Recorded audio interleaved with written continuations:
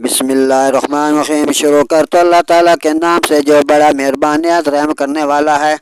یا ایھا الذین آمنوا لا تبطلوا صدقاتکم بالمن والاذی، اے ایمان والو اپنے صدقے باطل نہ کر دیا کرو کسی کے ساتھ احسان کر کے تم ایذا میں ہو۔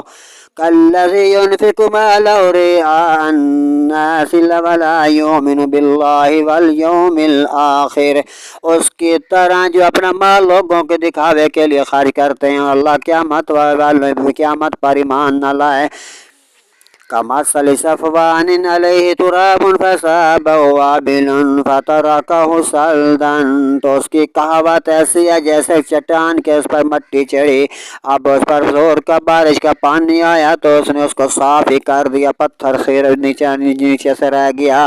لا یقدرون علی شیء مما کسبوا، اپنی کمائی سے کسی چیز پر قابو نہ پائیں گے۔ واللہ لا یہدی القوم الکافرین، اور اللہ کافروں کو راہ نہیں دیتا۔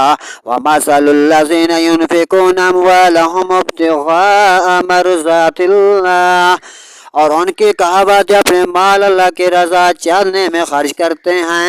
وَتَثْبِيتًا مِّنْ أَنفُسِهِمْ كَمَثَلِ جَنَّةٍ بِرَبْوَةٍ أَصَابَهَا وَابِلٌ فَآتَتْ أُكُلَهَا ضِعْفَيْنِ،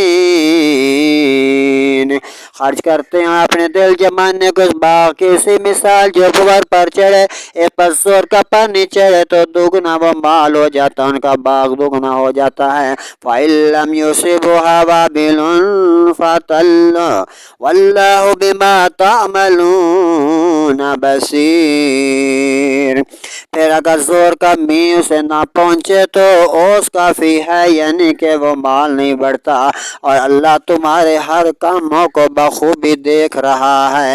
صدق اللہ العظیم۔